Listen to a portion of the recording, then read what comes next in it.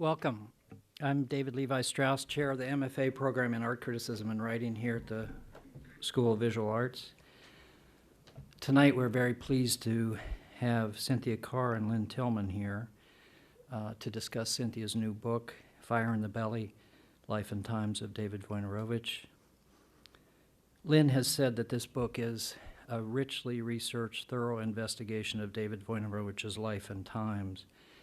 It is also a cultural memoir, a history of an important subculture during the devastating AIDS years in New York City. David Wojnarowicz was my age, but he died, like so many others during this time, way too soon in 1992 at age 37. I wasn't in New York at that time. I was in San Francisco, where the AIDS years were also like a war, with people dying every day. I knew about Wojnarowicz mainly through his writing, and I always saw him as a warrior driven by political rage, as I was then. I met David near the end of his life in 1991, I think, in San Francisco. During the culture wars, we'd asked him to come, and he was very sweet and generous to me, and supportive of us at a time when we really needed it. Wojnarowicz was good at anger publicly, but Cynthia's book shows that he was sometimes really bad at it privately. So it's a sometimes harrowing account, especially as the sickness takes over. It's not a hagiography and it's not a pathography either. One of the unusual features of the book is the way the biographer sometimes suddenly appears as part of the narrative. It's startling when this happens, but it's also reassuring as it grounds the whole account and gives it an uncommon immediacy. Cynthia Carr was a columnist and arts reporter for The Village Voice from 1984 to 2003. Some of those writings are collected in On Edge, Performance at the End of the 20th Century. She's also the author of Our Town, A Heartland Lynching, A Haunted Town, and The Hidden History of White America. Lynne Tillman is a novelist, short story writer, and cultural critic. She's the author of 5 novels, 3 collections of short stories, 1 collection of essays, and 2 other nonfiction books. She's currently teaching in our graduate program here and also at the University of Albany. Please welcome Cynthia Carr and Lynne Tillman. We're going to start with me doing a kind of overview of David's art career. I'm going to do it quickly, so we'll have time to discuss things. Just the brief stuff to know before we see the art. David was completely self-educated, barely graduated from high school, had a violent, abusive, alcoholic father who sort of threw him and his siblings out of the house and in with his mother here in Hell's Kitchen at the age, I think David was 11. The mother was very neglectful, and David ended up on the street by the time he was 17. He was living on the street, hustling in Times Square. The second thing to know is that David, he did talk about that part of his life. There was another part of his life that he always kept hidden and secret, and that was the fact that he began as a poet, and which is an odd thing to hide. But anyway, I think one thing I say in the book is that the central struggle in David's life was always how much of himself to reveal. And you'll see in the way his work developed that it gets more personal over time. And the beginning here, let's see, okay. This is an image he made in Paris, and I put it in just because of the dog head you'll see later, but it's the kind of thing he was drawing at that point. He didn't really think of himself as a visual artist. He was, a poet. And this is taken from his journal, the Rambo J.O. study. You'll see more on that theme a little later. When he came back from Paris in, I think, 1978, he started this project, the Rambo in New York series, And we have 42nd Street before it gentrified. This was taken at the Sex Pier.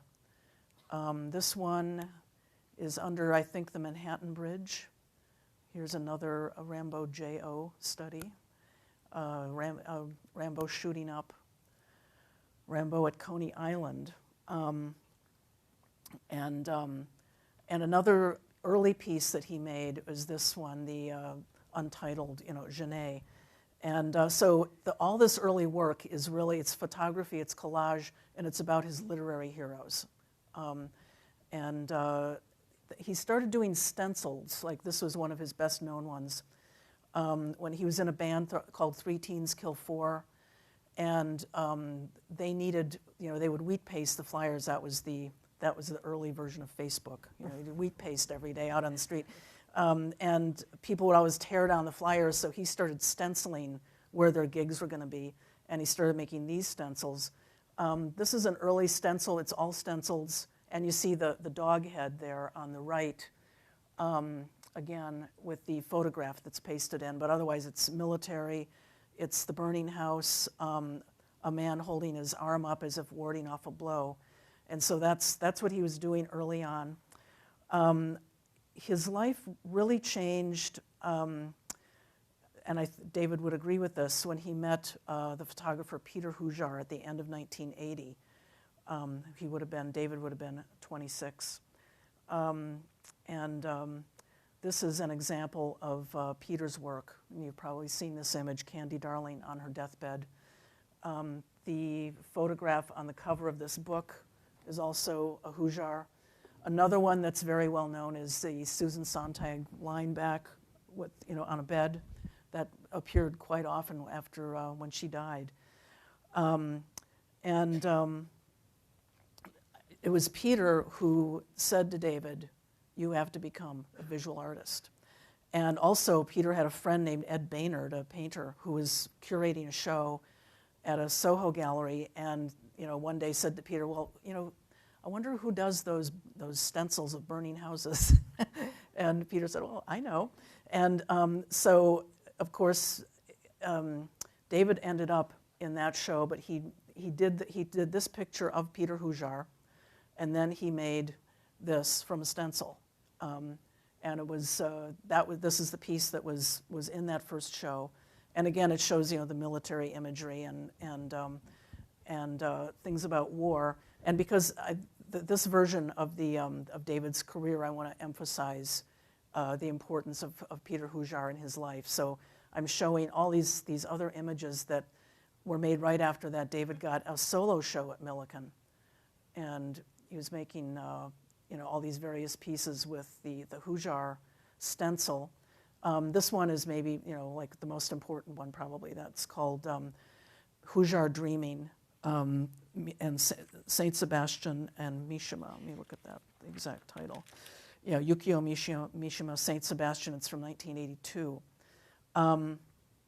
I put this one in just to show that he wasn't doing only Hujar. And this image actually ended up in the Whitney Biennial a couple years later. But it's called Science Lesson, and it was another thing that he was sort of very interested in. That what is gravity? I can't see it, or what he did lots of images through his career of, floating bodies or collisions or things falling. But also at the same time, we have more Hujar. And this one.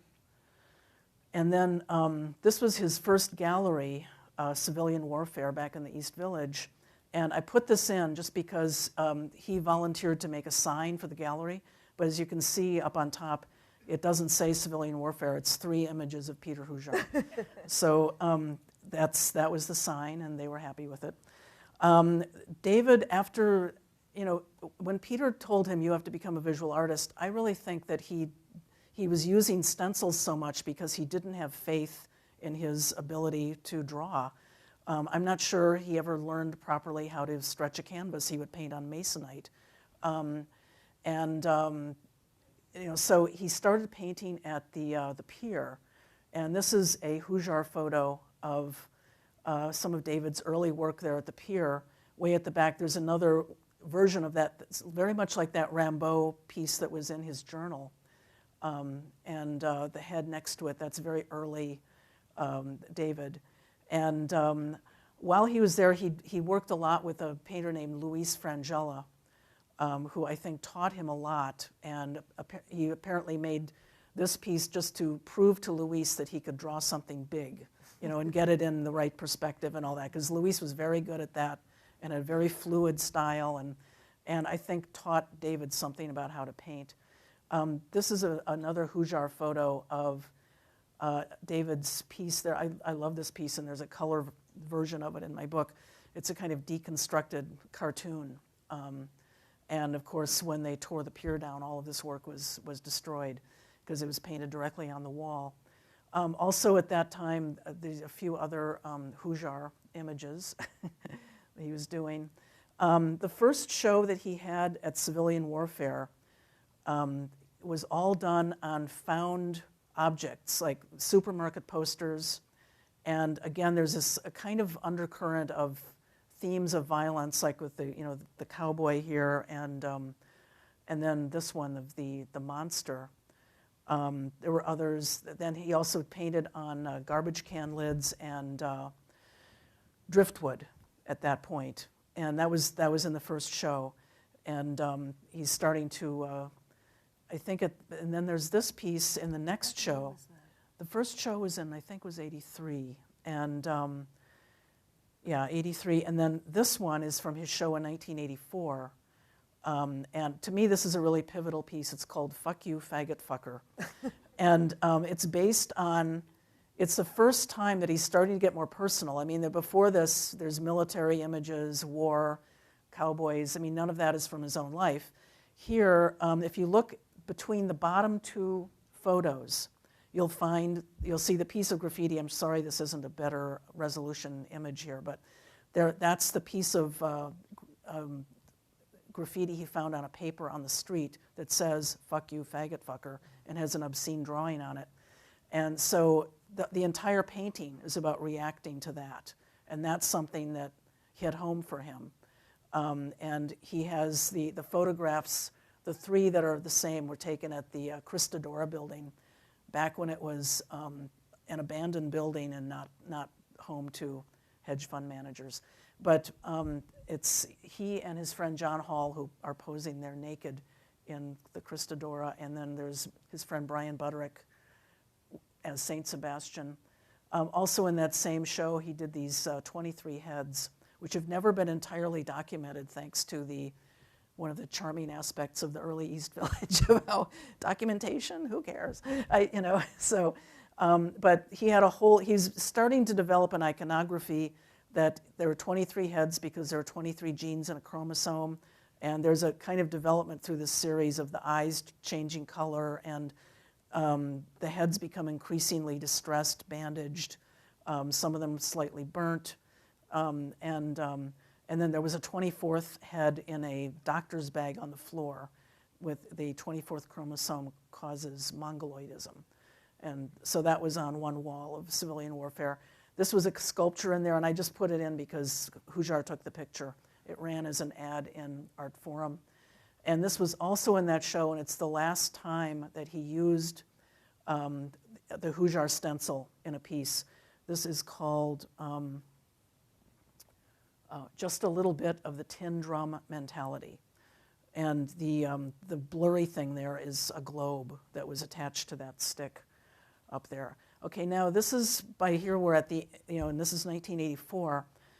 David got into the Whitney Biennial, for the 85 Biennial, and this was, that's a good thing, right? But he freaked out when that happened. I mean, he went into a huge depression and announced that he was going to stop making paintings, which he did for an entire year.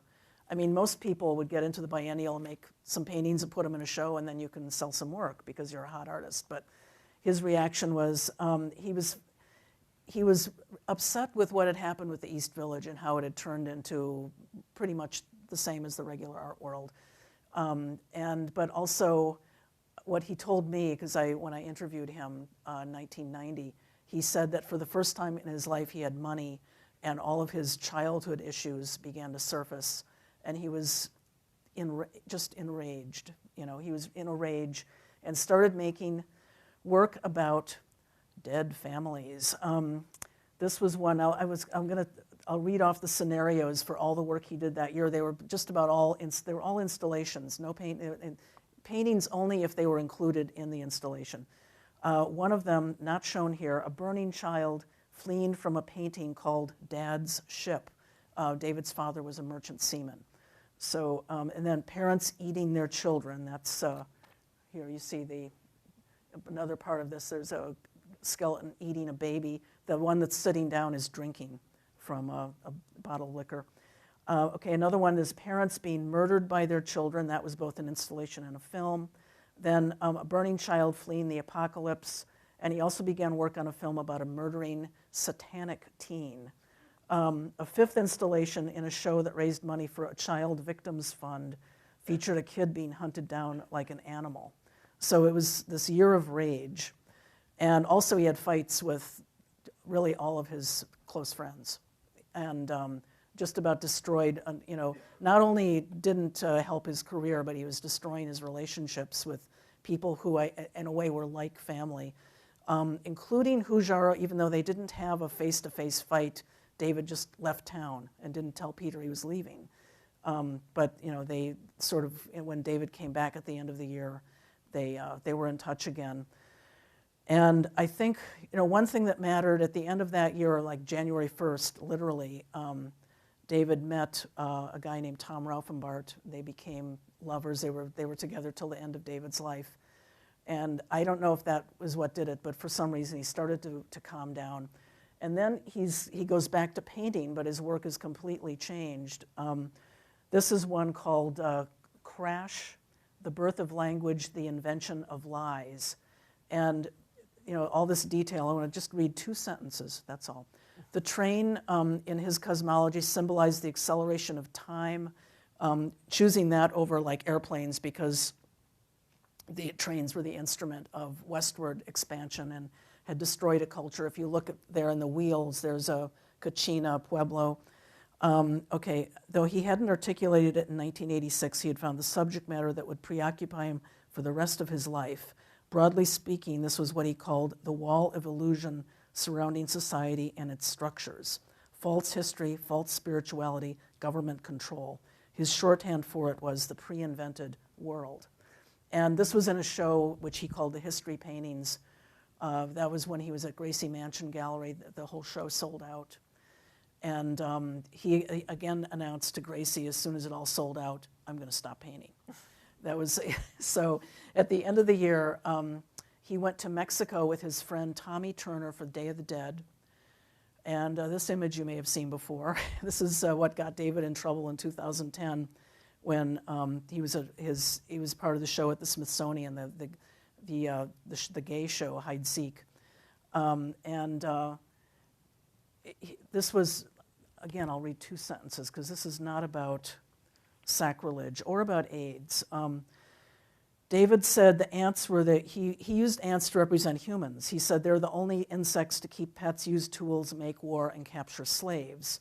So in these photos, they represent human activity within pre-invented structures. Again, it's part of his whole cosmology that he set up. He went out to Teotihuacan where these were taken because he knew there would be fire ants there, and he took with him coins, watch faces of a toy gun, a crucifix representing, spirituality, time, violence. This is the one of the coins and the watch face. So at the end of that year, Peter was not feeling well, found out pretty much on January 1st that he had AIDS. This is 1987 in January. And so David didn't do a lot of, he kept working, didn't do a whole lot of painting, not as usual, but he did the series called The Four Elements, and this one is called Wind for Peter Hujar. And of course, he had this show at another show, this was his last show at Gracie Mansion, and this painting sold, but he didn't sell anything else. And I think this sold after the show closed. It was bought. But all these paintings are now at the Museum of Modern Art. But at that point, he couldn't, they couldn't even hardly give them away. But anyway, this, you see the tornado. I mean, the thing about David's paintings is that, to me, they come out of literature because he could describe every single thing in them. They all have, he could point to each thing and say what it was there for. There's the tornado, which is the violent kind of wind. There's this grid there. He told me it was from a book that he found that had to do with nuclear weapons, and was some diagram that had to do with nuclear weapons. There's at the top you see the paratroopers, and yeah, that's not a very good reproduction, I'm sorry, but if you look at the actual painting, you'll see that this is a painting of David. It's a self-portrait. Someone is about to leave. David is behind him, and the red thread connects to the baby, and to him it's about rebirth. It also connects to a dream he had when he was in Paris, where something came through a window and blew the curtains, and was going through this room where he was with a couple of friends, and had killed somebody. And this was a friend who actually died of AIDS a couple years after this. I think that, I see it as him with Peter in this plane. And it's about rebirth. And the wing is David's version of the Der wing, which was Peter's favorite image. And Peter died on Thanksgiving of that year. And David took these pictures right after he died. And then a year later, you see the pictures there. Now he's beginning to combine, bring words into his work again. And this is this very powerful kind of rant about AIDS. And also what's interesting to me is that those orange things on the side, those are supermarket posters that he's cut up, and they look abstract. You can't tell what they are, but it's like, that's the old work, it's over, it's done. And this, the words on there go, if I had $1 to spend for health care, I'd rather spend it on a baby or innocent person with some defect or illness, not of their own responsibility, not some person with AIDS, says the healthcare official on national television, and so on. And it's, it's a long thing here. This is where he uses this phrase, I'm carrying this rage like a blood-filled egg. And it's about, government neglect and then the fighting back at it. And now I put this image in because to me this is like, he would break down his work and use things over. And this is called Something from Sleep. And some of the images like the heart, the Cyclops, they've been in other paintings, and that head, which to me is an image of a surrogate mother for a monkey. When monkeys are born and they don't have a parent, they give them something covered with a towel, and then there's that face that's supposed to be their mother. And I thought that was very funny given David's childhood, and it comes from an early painting that features that in the center, and the title that he gave it is Childhood. So I thought, well, that's funny. And then there's the elephant with the little fetus. He had a baby elephant skeleton in his house, David did.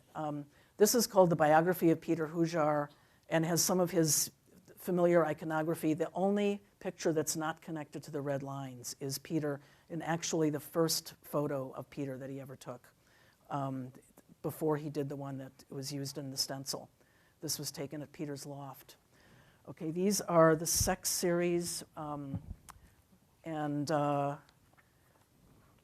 again, not very good reproductions here. They're very complicated images. The images have to do with motion, most of them with something moving, and then the insets are, the sex image in each one is taken from Peter's porn collection, which Peter, after he was diagnosed, threw away, and David saved it out of the wastebasket. But then there's other imagery, like here there's blood cells, ants on money, part of a newspaper article about a queer bashing. There are all these kinds of things. This one is the only one that's static, but the sex series, I know when it was reviewed, it was David Deitcher, I think, called X-Ray Visions of a World Gone Awry, and David just told me the pieces were about loss. Also, this is the point where he was making this big show called In the Shadow of Forward Motion, and this is one of his, I guess, most iconic images, which he said was about a sense of impending collision, but I think of it as something about AIDS, because these creatures are, they're going over a cliff because they didn't know they were headed for a cliff, and there they go. With this one, The Weight of the Earth, I put that in there because to me, it's about, in a way, about getting back to poetry. It's like these images all resonate off each other in a way that's about, you can't sort of put it into words. What David said was it's about captivity and all that surrounds us. The weight of gravity, the pulling into the earth's surface of everything that walks, crawls, or rolls across it, the heaviness of the pre-invented existence we're thrust into. There's another one, I only put one in here, but I love these pieces, The Weight of the Earth. And this is called Where I'll Go After I'm Gone. And you see David's face there at the lower left. I think, he started to really deal with his mortality in his writing and in his work. And this entire time, I got this one. David had worked on this tombstone for Peter for years. The shape is like an Old West tombstone, but also the shape of Peter's windows, and then David's window, because he moved into that loft.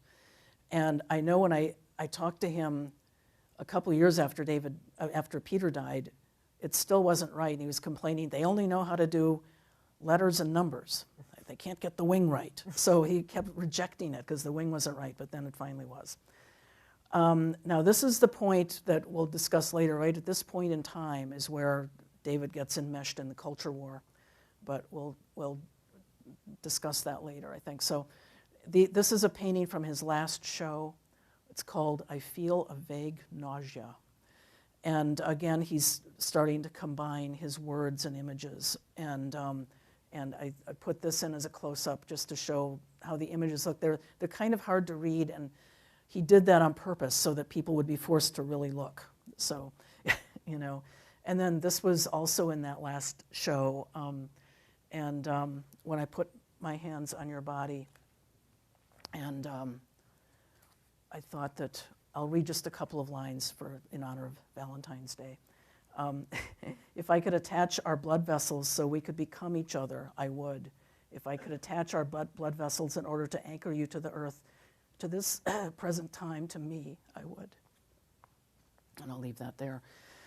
It's a heavy thing, but I think that this is the direction, I'm speculating, but I think this is the direction his work would have continued to take, where he would combine the words and images. And he was a powerful writer, and he had the very last image is something with his bandaged hands, ending with the words, "I'm disappearing, but not fast enough." And it was about being sick. And anyway, that's the imagery I have. I have a whole other PowerPoint for that. But anyway, Lynn? Yes. It is. I just finished rereading the book. I had read it once before it came out, and then I read it again, and I read it more slowly the second time, and I was even more devastated. It's a very hard book to read if you let yourself move into it. And I think quite a number of us in this audience lived through that period. And whether you knew David personally or not, you knew someone who was dying, or many people who were dying during the 80s into 93, 94, before the protease inhibitors. So I was saying to Cindy before, how did you write this? And I mean that very seriously, because it's not just a biography of David. It's a cultural history. It's a biography of a time, you could say. And David is the vector through which we learn about the time. And he becomes sort of emblematic of the period, and also because of the work that he made.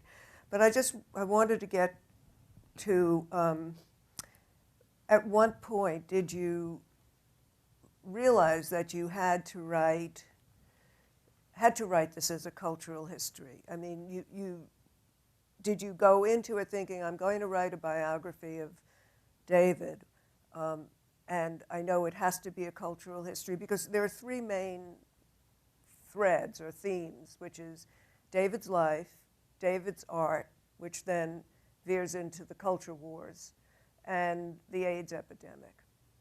And before I say anything else, I'm just curious, when you broached this. I think I knew that from the start. I did a lot of research on the early days of the AIDS epidemic. I mean, I remember the day that article was in the New York Times that said that there was a gay cancer. I'm going, gay cancer? What will they think of next? You know, it's like I think, and you know, people were, and I think I put the story in here. Nan Golden remembered reading that and laughing about it.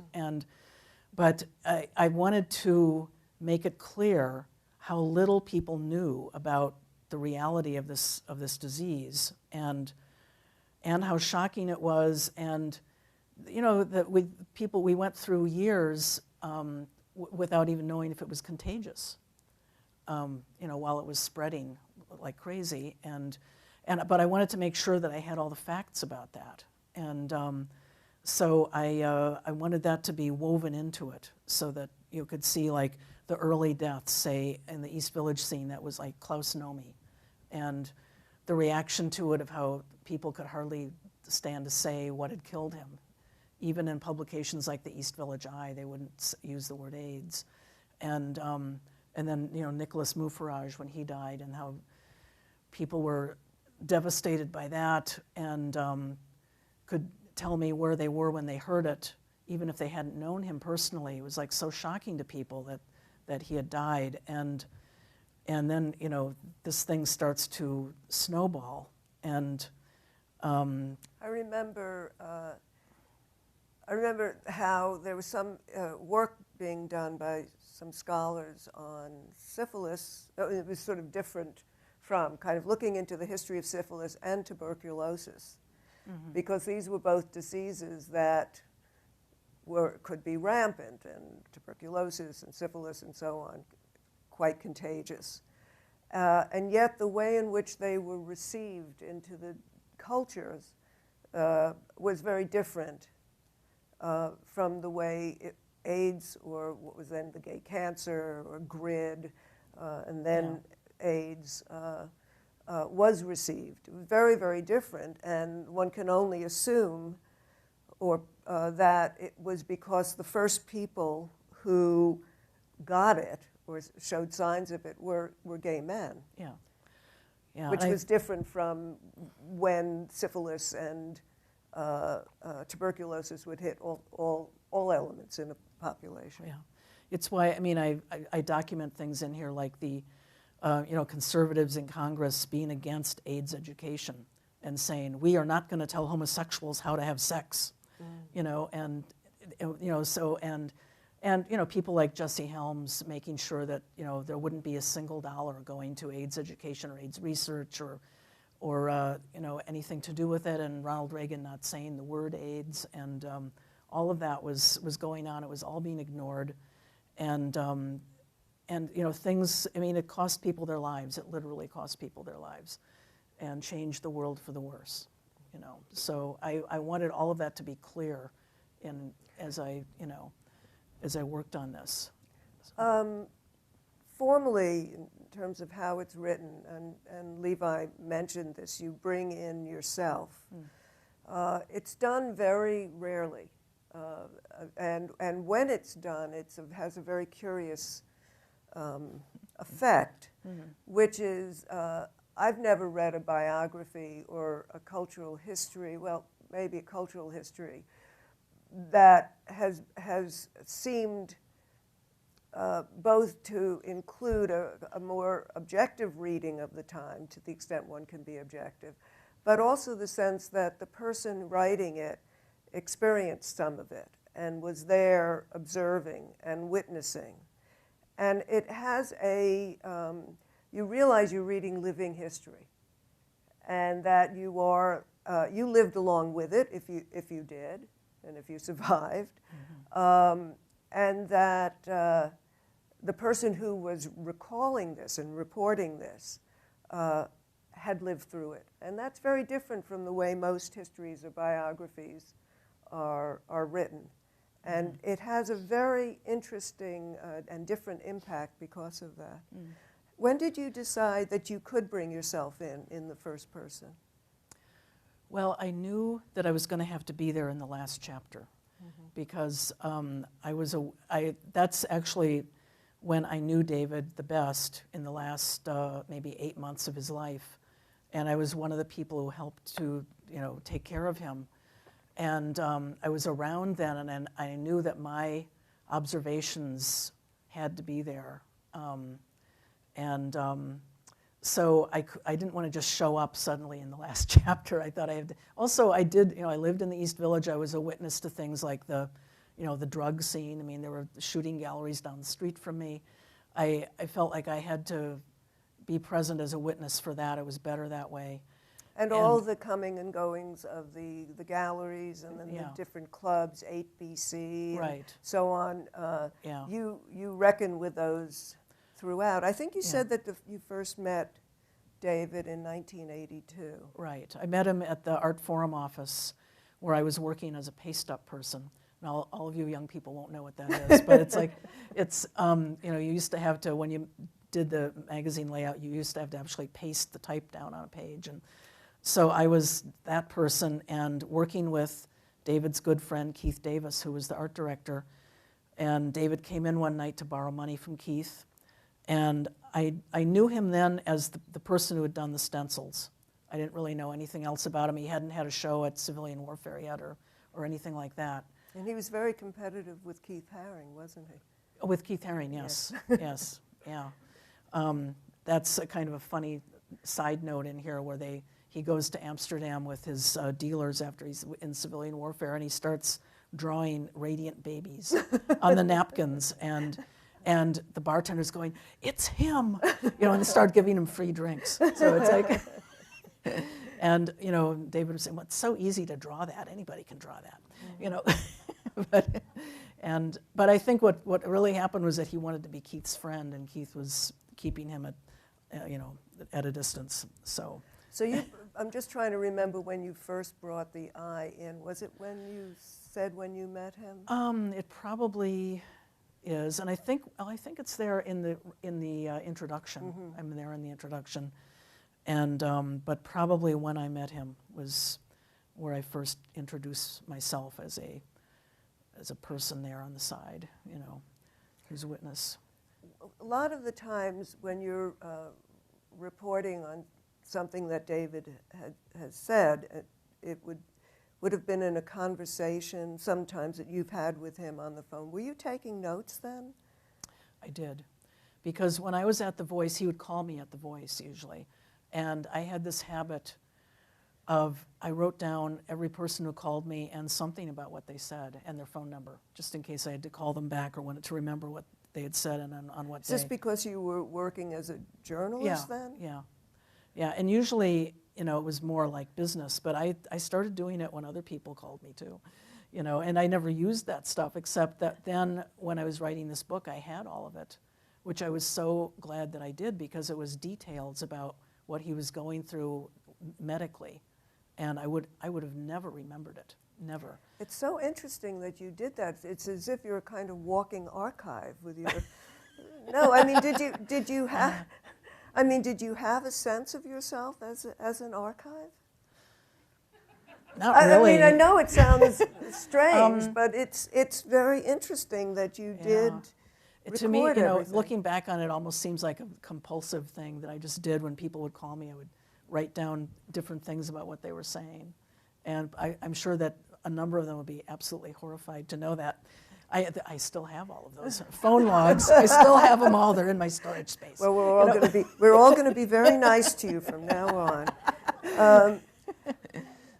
You said that David started as a poet, and Yeah. to me as a writer, that's very clear. Right. And Rimbaud, and he was a romantic.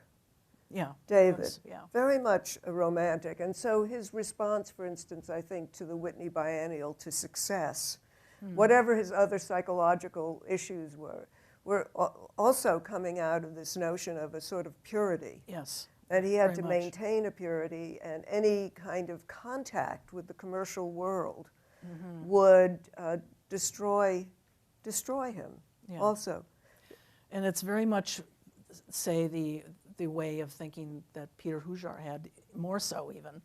I mean, Peter couldn't stay in a gallery. He would always, his friend Leibowitz said, he couldn't tell the difference between the owner of a small gallery and the Pope. And he was always he was against authority and had a hard time making. He just would not. To him, that was like, I don't know. He couldn't manage it, being in the business part of the art world.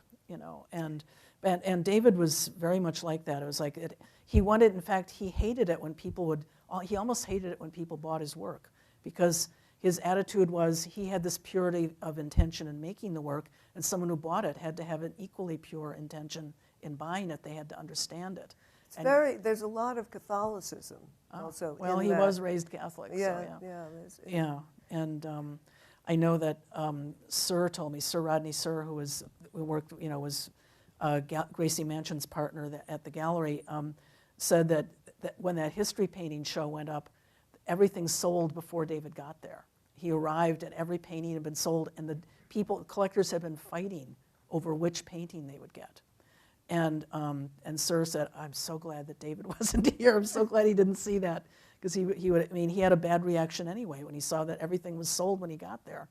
He thought, well, it's just all these rich people, and what do they know, And it's You mentioned and Fran Lebowitz, who is also in the book, but something that is not in the book that she said not so long ago. And you also just said this great loss and this terrible time, and it was. But one of the things that many of us have concentrated on, and Fran Lebowitz made a point of correcting this, is that the artists who were lost, the writers, the artists, and there's so many. But she said, but what was also lost was the audience.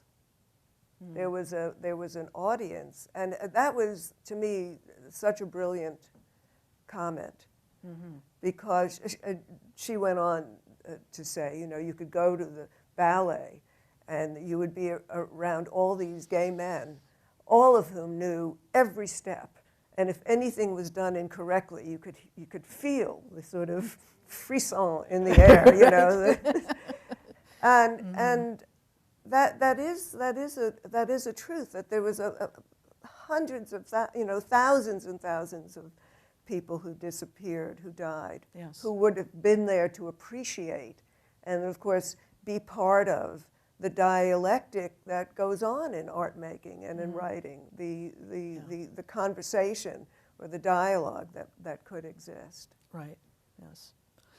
Yeah, I feel that. When I started talking about David's work, and I did, actually right after he died, I showed slides back before PowerPoint at a little museum in Colorado, and thinking that this is like people who should know about him, especially young gay men, because I felt like young gay men were going to grow up without a lot of these older gay men who would be their mentors. They would be, and David should be known about. Sorry, I've got a cough. Oh, okay. Okay, go ahead. But yeah, I agree that it changed. I mean, AIDS changed the culture for the worse, and the creators, the appreciators, were reduced and so. I wanted to say something more about David's writing. His writing really got better and better. And toward the end of his life, the last 3 years of his life, his writing was very, very good. Mm-hmm. And he was able to be very accurate in terms of how he found images for the things that he was experiencing in the world or saw others experiencing or thought or felt. Mm-hmm. It was much more muddy in the beginning. And, he was sort of coming out of a sort of Burroughsian model and the beats and that romantic spirit. And so some of the images earlier on were much more diffuse, and he wasn't in control. But he becomes in control. And one of the things that I really feel very strongly about, a lot of people say, well, he found his subject. They say that this was said of Nadine Gordimer, actually Susan Sontag, in discussion with Nadine Gordimer. Well, after all, Nadine, you had a subject. In other words, you're a great writer because you had something important to write about. But of course, there were many people in South Africa who were writers who were not great writers, the way Nadine Gordimer is. Similarly with David,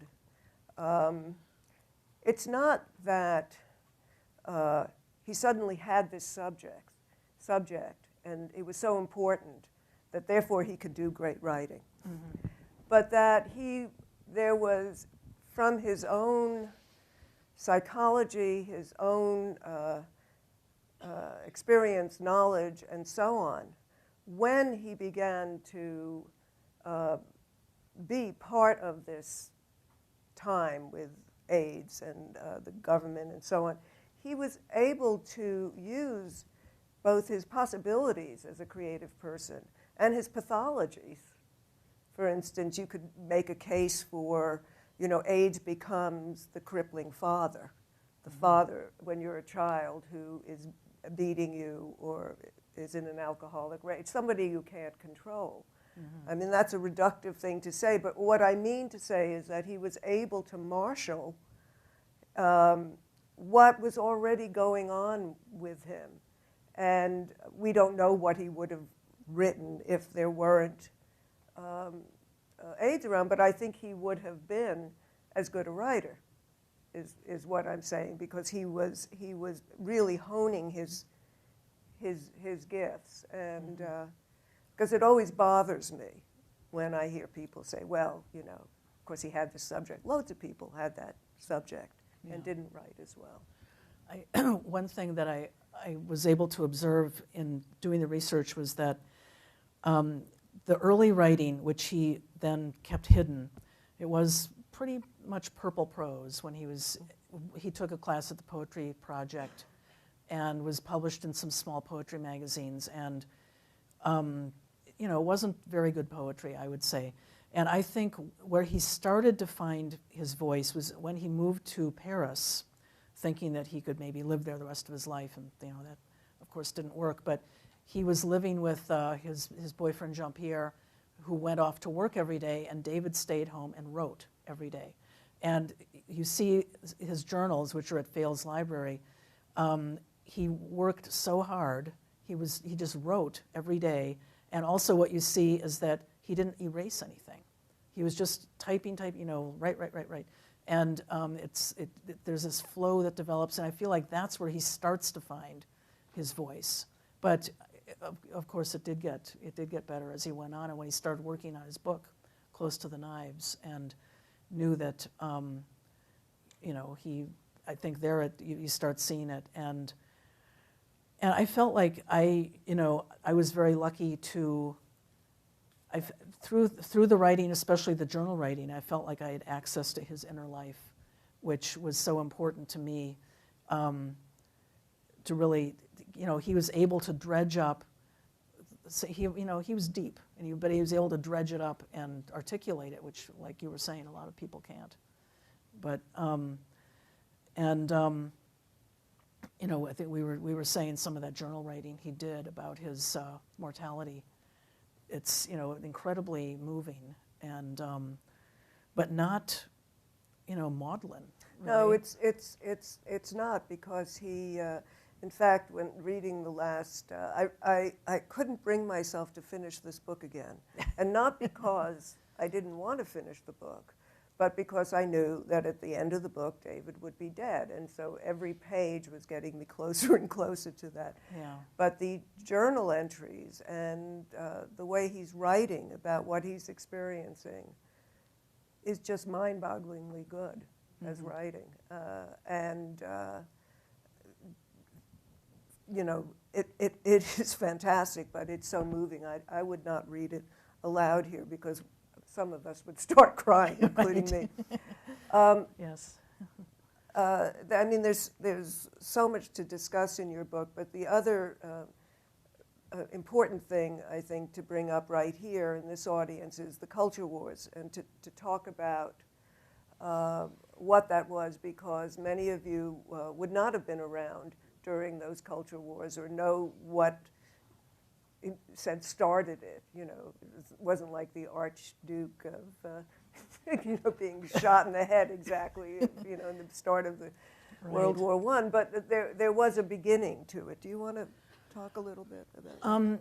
Yeah, well, it started with Andre Serrano, Piss Christ, and which was complained about long after the show had closed. It was months after that. It was in a group show traveling on NEA money, and the American Family Association started writing letters to Congress, months after that show closed. You want to? Piss Christ. Yes, I know, Songs but Piss you want Christ. to tell what the image was? Oh, it's a crucifix sitting in a jar of the artist's urine.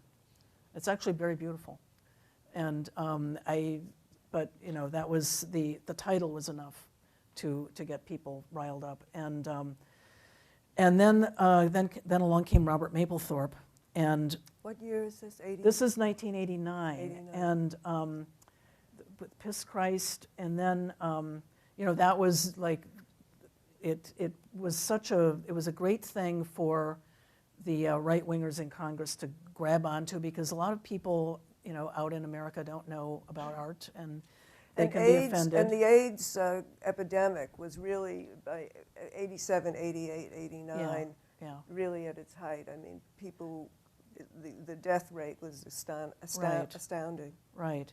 And then when the Robert Mapplethorpe retrospective was about to begin, and he was already dead of AIDS at that point, and the Corcoran Gallery canceled it, the Corcoran, which is right there in Washington, and they were afraid that some of the images would be upsetting, and so Jesse Helms hauled them onto the floor of the Senate and started talking about them, and then he introduced this amendment to make sure that there would be no funding for the likes of Serrano or Mapplethorpe in the future.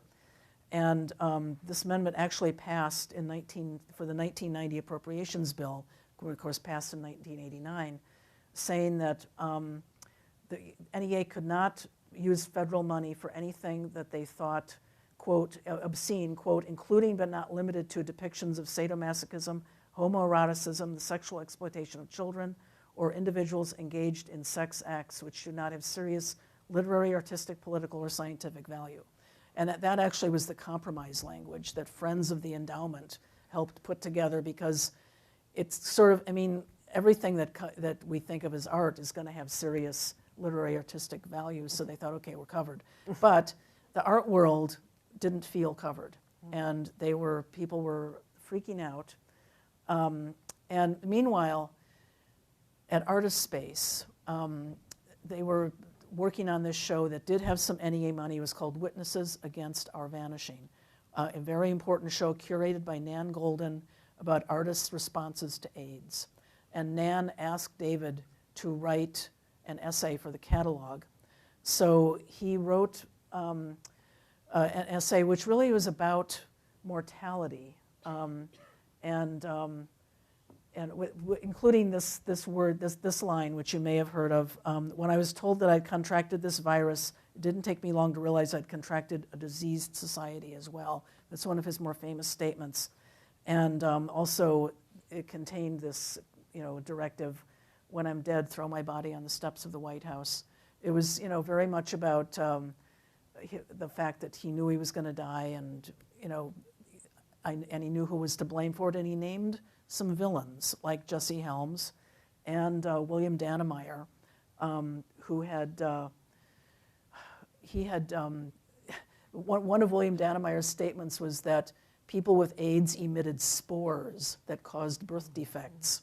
This was actually said, it was printed in the paper. He actually said this. I mean, he was kind of a nut, but he was in Congress and helping Jesse Helms make sure that no money was spent on AIDS research and treatment and all that.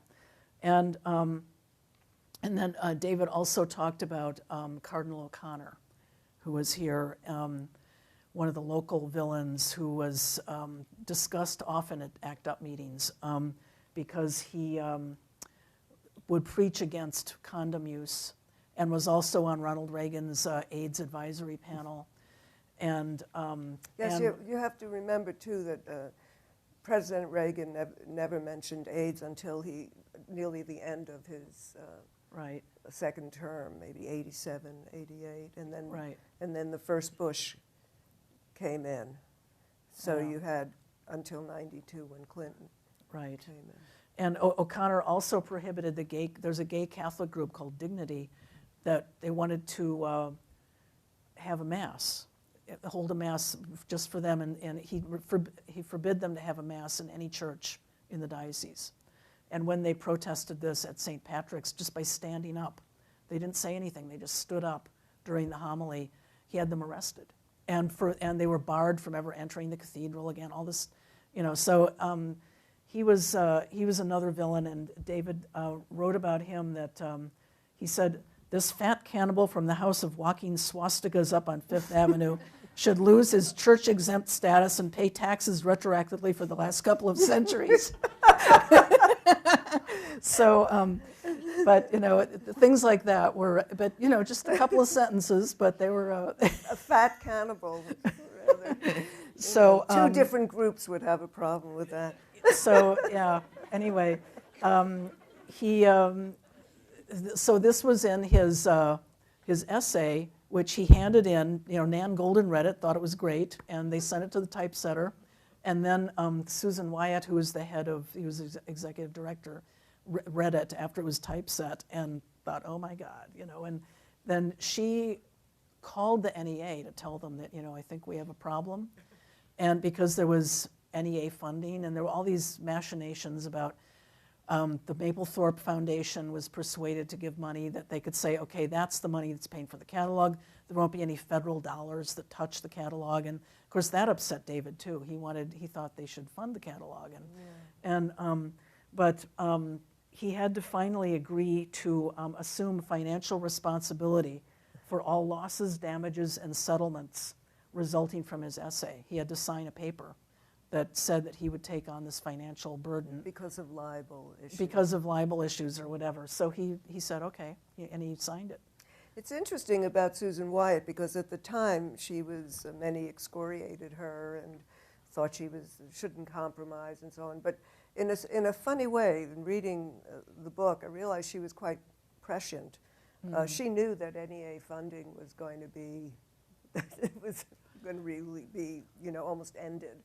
And she was right. Yeah. Because if you look at the funding that started in '66 or a little before that under the NEA, I think began under JFK, but I saw a record from '66, and relative to the amount of money in the budget, the NEA, our NEA budget now is $146 million,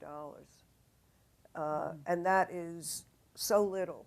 I mean, the English budget for their arts is something like 4 times that. Think how much smaller English.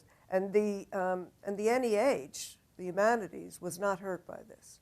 Right. So the culture wars really did destroy funding for the arts. Oh, totally did. There's almost no federal funding now, and it came out of that. Not that these were not great wars to fight, but they did win. They did. They did win in terms of, in the Congress, the conservatives really did stop that pipeline. Yeah, they've really hurt the nonprofit art world. That's I mean, organizations like, say, PS 122 or The Kitchen, I mean, things like this didn't exist before there was an NEA. Right. You know, and they were all getting NEA money for general operating expenses, which now they can't get anymore. And I know with Susan Wyatt, I think she really believed she was protecting her organization. I know that's true. I also think that if she hadn't mentioned it, probably no one ever would have noticed. Yeah. This tiny little catalog, 32 pages long with no color in it, and who would have seen it?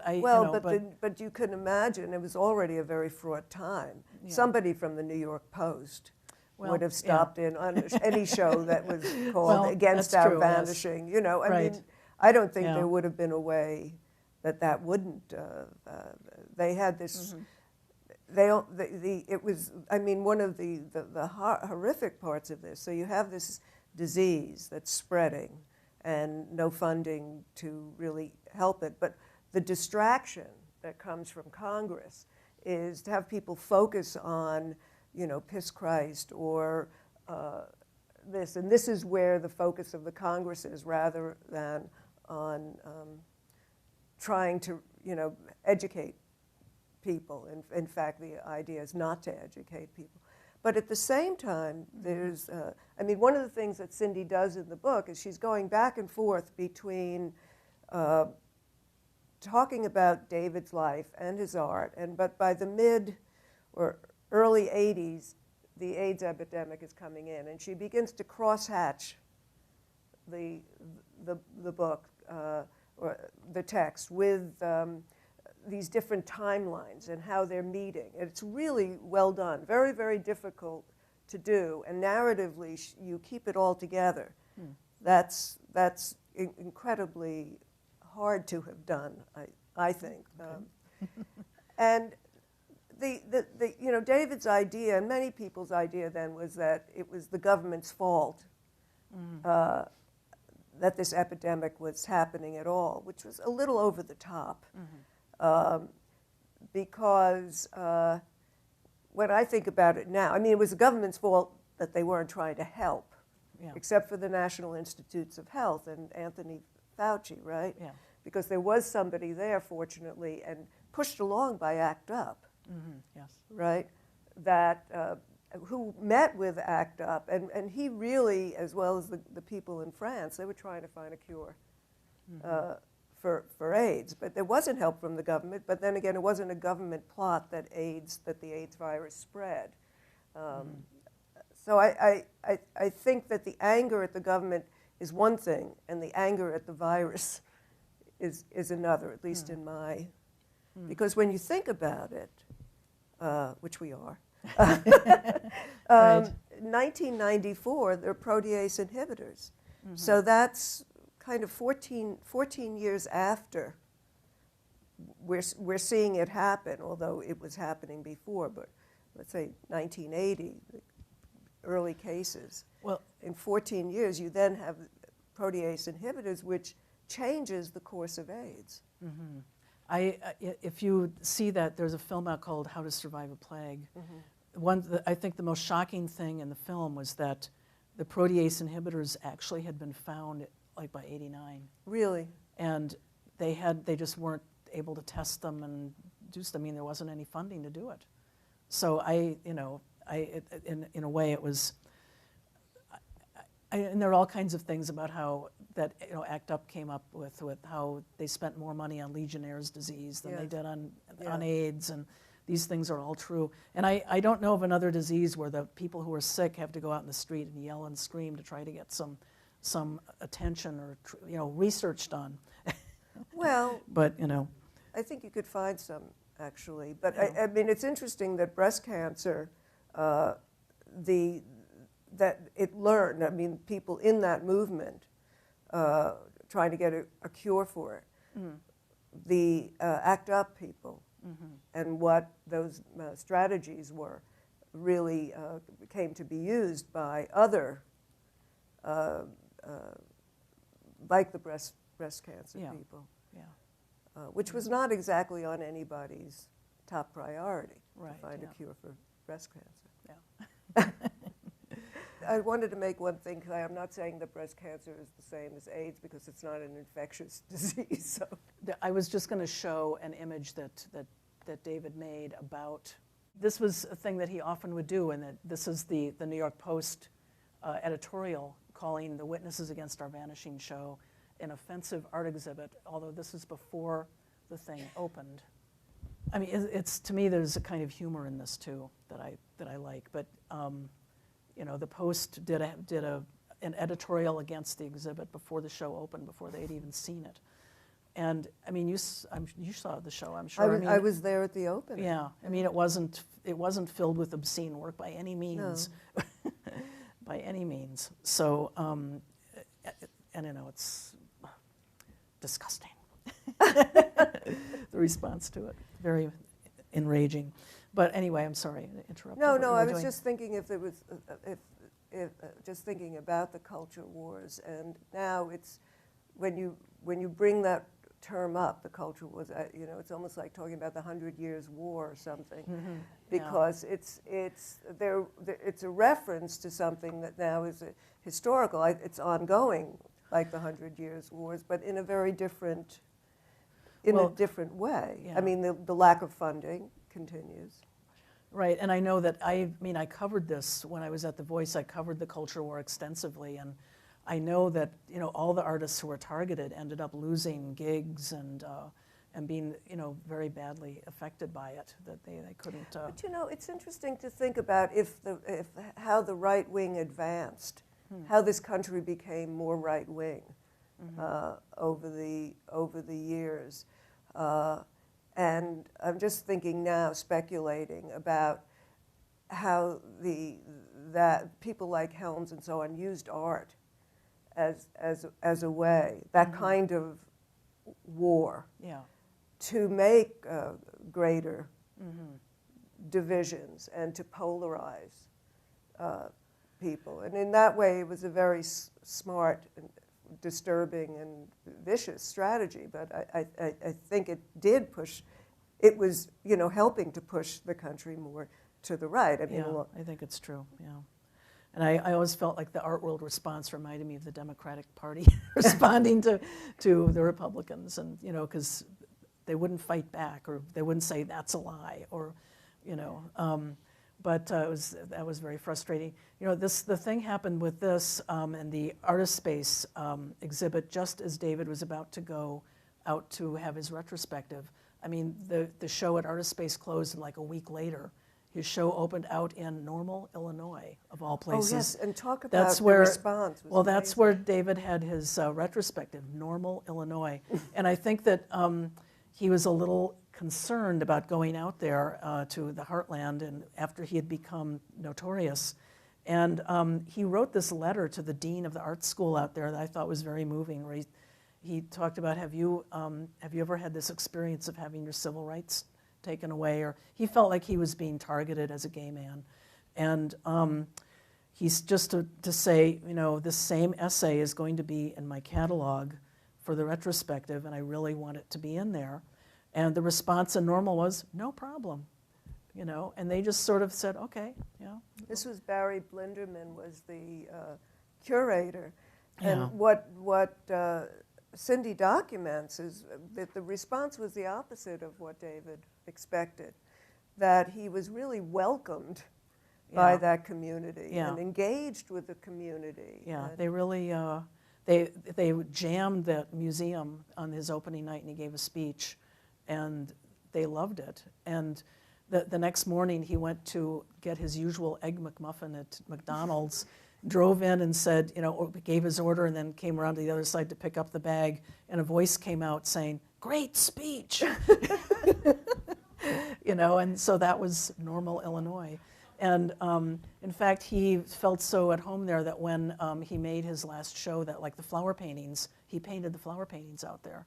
In Normal, he went out there because the landlord was working on his loft, and he just couldn't work there, so he had to go somewhere. And it was like Normal had become his home away from home, and he went back there. It's interesting. He really worked as long as he could into the Right. as long as he could. Yeah, And the next step in the culture war was that this congressman from Southern California sent a Dear Colleague letter to everyone in Congress describing David's retrospective as, quote, an orgy of degenerate depravity. And you've seen the work. I don't think it looks too depraved, but that was about the Genet image, the one I showed earlier with, you see up in the corner an image of Christ shooting up.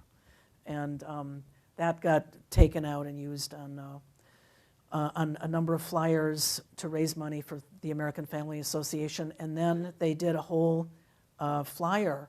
They went through David's, Reverend Wildman went through David's catalog and cut out all the little images like penises or sexual activity, pasted them all on a page, and said, this is what your tax dollars are paying for. And and David actually sued them.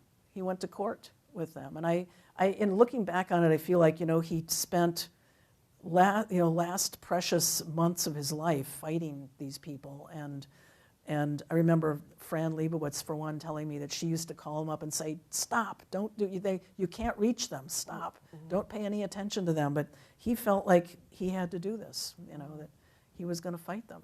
And so they had to retract their flyer after they went to court. They had to send around another mailing saying that it did not represent his work. So he did win that. So he did win. So Fran was wrong. But he only won $1 in damages, so that was disappointment to him. It's amazing. Was that Rohrabacher? Dana Rohrabacher, who that said, he used the word degenerate, yeah. which given Yeah, what that's the Nazis did about modern art. Right. That's true. Yeah.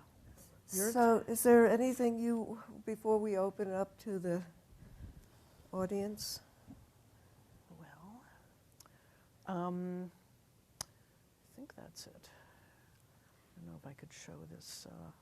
Yeah, I think that's okay. We can go to the audience. Should I show a different picture?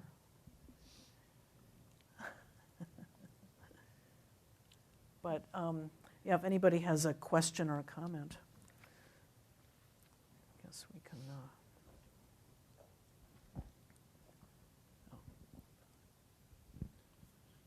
Thanks for that. Ooh, sorry. One of the ironies that struck me in the recent fiasco in D.C. 2 years ago over the hide-seek exhibition was that so many people, both on the left and the right, were speaking on behalf of David, in a way. Yeah. And the thing that I thought was missing was his voice, which was such a powerful voice. And when you hear him in things like In the Shadow of Forward Motion, and he was a performer, and no one was a better activist or a more articulate one. And I think it was something about the anger that just, he just went straight to the heart of it in a way that, I don't think I've ever witnessed ever. Mm-hmm. And I just wondered if you could talk a little bit about, just sort of his performances and his voice, because it was a really powerful thing in its own right. It wasn't just what was on the page or in the artwork, but as a live presence, he was pretty unbeatable. What I remember about his performances is kind of anger that came through that you don't see exactly on the page, except with pieces like When I Put My Hands on Your Body. That was very, a gentle kind of piece that he read. But yeah, I know that when he started out went back in his poetry phase, he was very shy about getting up and reading his poems, but he began to develop this a kind of persona, and really was good at presenting his work and reading his work, I think. One of the things that we didn't mention was that he didn't want to have a memorial because in one of his pieces he wrote, he's been to too many memorials, and we're sort of becoming permanent pallbearers or something. Right, yeah. And ultimately there was a memorial, but there was also this other event that I happened to walk out on the street, and it was going on, and there were people, a kind of, I guess the word would be ragtag bunch of people who were marching down 2nd Avenue with drums and with signs, and this was a kind of living memorial to David. And of course, I got in line, and then we all went to Astor Place, to where the big box is. And across the street was an empty, maybe it had been a parking lot, or maybe it was just a vacant lot. And people made a bonfire. Out in the street, yeah. And it was just this kind of livid, it was the anger that David wanted to see expressed at a death rather than kind words. And it was more, raging against. It was the first political funeral that organized by an ACT UP affinity group called the Marys. And they went on to do some more political funerals, including one where they actually did try to take someone to the White House after he died, and they weren't allowed to even get out of the car, basically.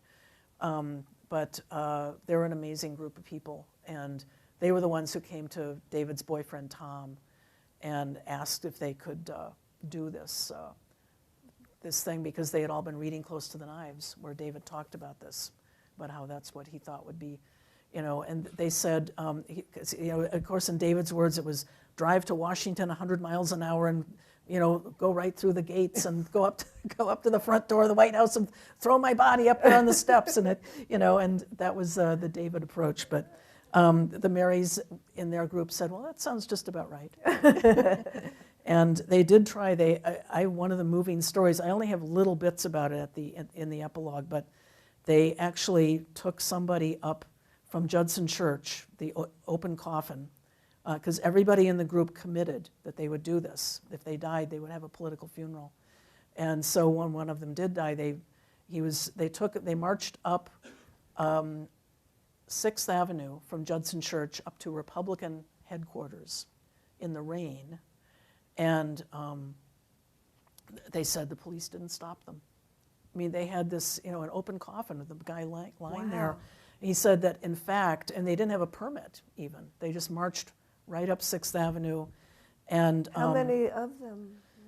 I did see a picture of it. It looked like a decent-sized crowd. I mean, it was maybe a couple dozen people, but still, that's a lot. Maybe there's no law against. What they told me was that they would march by these policemen. The policemen took off their hats. I was stunned by that. I mean, but I don't know. The cops saw what was happening. There was a dead person there that they were carrying up to Republican headquarters, and then they gave some speeches up there. And that was the first one. And then later, they tried to take one of the other ones down to Washington. And they did, they got there, but they were kept in the parking lot. And Tom went to that one, David's boyfriend went to that also. I just wanted to say that I really loved the book. I thought it was extremely powerful. And even though it's like a really big, long book, it had an incredible kind of like narrative momentum to it. It never felt like the presentation of research to me, which oftentimes biographies really do feel that way. And I read somewhere that it took you a really long time to write it, and I was just curious about your process and how long you contemplated writing this book, and really how did you know when you were finished with it? Well, I worked on it for 5 years, but the last year, at least year and a half, I didn't even take a single day off except for Christmas Day. But I worked on it very, very intensely, and so if I'd taken usual time, it might have taken more than 5 years. But I think, I'd done this other book about the lynching. Which is a brilliant book. And it's lynching in my father's hometown, Indiana. And after I finished that, I was freelancing, and actually Tom, David's boyfriend, had said to me that he wished that I would write the book about David. And I thought, well, okay, maybe. And I hadn't. But then the more I thought about it, I thought, I should do it, because it's something that I lived through in terms of the East Village scene and the AIDS crisis and the culture war. I was there. I wrote about all of those things, and I knew David. mostly at the end of his life, but I did know him, and I thought, okay. And in terms of, I think, I started at the library reading the journals and all the stuff that's there. There's a lot that's there that you can go read if you want, but it was actually scary for me to start writing it. And I happened to get a residency from the Lannan Foundation down in Marfa. And so I was down in Marfa in the middle of nowhere, where I couldn't exactly keep on doing my research, because I always kept saying, oh, I better start writing the book. And then I thought, oh, but wait, I've got to talk to so-and-so first. And being down in Marfa, I had to write. So I realized that the thing that was scaring me was his childhood. So I skipped his childhood. And I started with the poetry years. And for one thing, I had all that research done, and I knew that I could start there and get that done while I was in Marfa. I was there for a month. So I did that, and I got up to his, going to Paris. And then when I came back to New York, I thought, okay, I wrote that chunk of it. Now I'll do the childhood, which took a long time to figure out. Just finding his family. Yeah, well, yeah, I'd found the sister and brother. I was worried that everyone told me the brother would never talk, but he actually did, which I'm very happy that he did, because he actually remembered, even though the sister was older, the brother remembered more. And I thought that his story in the book is, to me, very poignant. Also, he ended up in an orphanage. When they came to their mother, David's brother Stephen ended up in an orphanage at age 15. The sister got thrown out of the house. The mother said, maybe you could move to the Y. So she moved to the Y, and then David ended up on the street. But I was glad that I had, the mother would not talk to me. She was the one person in the family who did not talk. But everyone else did. And I was telling you before, I was very glad that I found David's brother-in-law also, because David's sister married this guy, and then when she moved to France and became a model and stayed there, so that marriage broke up. And she didn't even know where the guy was, but I found him, thank God, because he was another witness to that part of David's life. But anyway, I'm going on and on about it. But still, it's I felt I got very lucky with that, and also was helped by the fact that David's boyfriend in Paris had something like 100 letters, or hundreds of letters and postcards from David that he allowed me to scan. I went over there with a scanner. You do take on very tough subjects. No, I mean, if you read the book that she wrote, which took you longer. 10 years on the lynching Our book. Town, based on a postcard photograph of a lynching of 3 black men in Marion, Indiana. Marion, Indiana. It's a very famous and horrifying image. One of the men was let go. But Cindy went and lived for a year in that town and got to know people who were in the Klan now, and actually solved the mystery of who was behind this lynching, and a murder that occurred in the 70s, I think it was. Yes. I mean, Yes. And again, with that, as you were talking about the narrative ability, a really wonderful story that you tell beautifully. But that material also, it's really about, the history of lynching in America, like the history of homophobia or the AIDS crisis. These are terribly, terribly difficult subjects. And that it was, in the first book, in your own family. Yes, yeah. What was it about David's childhood? I mean, yes, it was very harsh, but were you afraid that you were not going to be able to handle I them? thought, maybe I won't know enough, because once these siblings are out of the picture, they told me a lot, but once they had both left the mother's house, and then it's David who's starting to be a hustler, and, I thought, oh God, I had all this material, I didn't know what order. You can see in that chapter, I I even say I'm not sure what order these events happened in.